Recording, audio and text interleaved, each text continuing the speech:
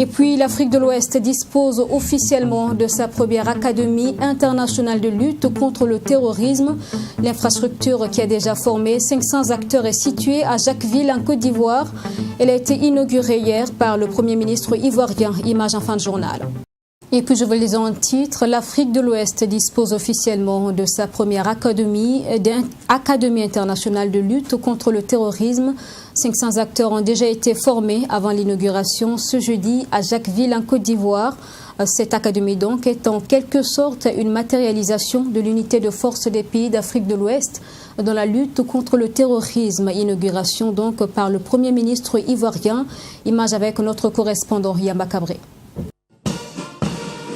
Mutualiser les énergies par une riposte appropriée basée sur des stratégies innovantes pour vaincre le terrorisme qui frappe aveuglement dans un espace sans frontières, telle est la vocation de l'Académie internationale contre le terrorisme inaugurée ce jeudi à Jacquesville par le Premier ministre ivoirien Patrick Achi et le ministre français de l'Europe et des Affaires étrangères Jean-Yves Le Drian.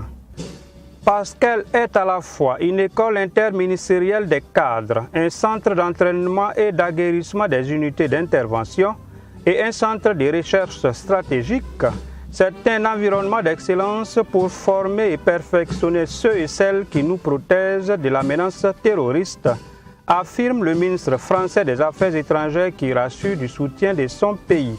Monsieur le Premier ministre, nos partenaires africains peuvent compter sur le soutien de la France, aussi bien en termes financiers que de coopération technique. Plusieurs de nos experts ont déjà rejoint l'Académie. Donc on est pour la partie française un petit peu l'architecte de la sortie de terre de cette académie et de sa mise en service opérationnel. Voilà. Donc pour nous c'est une très belle réussite aujourd'hui d'avoir franchi ce jalon inaugural. Une académie qui répond aux défis du moment selon le chef du gouvernement ivoirien. Parce que se dessine là le futur de la paix sur le continent. Une élite sous-régionale de femmes et d'hommes à même de prendre le destin sécuritaire de l'Afrique de l'Ouest en main, forgée dans la communauté des armes, dans la fraternité des bancs d'une institution d'excellence et le creuset de valeurs partagées. Les attentes des pays en première ligne sont diverses mais convergent. La réponse la plus indiquée, c'est de pouvoir répondre de façon efficace, non pas en supprimant les frontières, mais en intégrant le fait que le terrorisme est un phénomène transfrontalier. Donc nos attentes, c'est certes la formation, mais aussi une manière d'approcher qui puisse permettre d'aller au-delà de nos armées nationales. Nos attentes, c'est que le terrorisme disparaisse de la sous-région.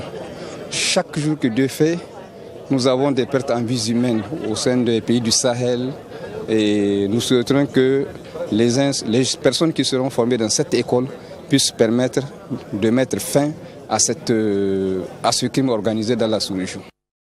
La riposte militaire face au terrorisme dans le Sahel présente des résultats mitigés selon les populations et certains observateurs appellent plutôt à d'autres réflexions dont l'identification réelle des sources d'armement des terroristes et leurs potentiels partenaires d'intérêt pour envisager d'autres approches alternatives efficaces.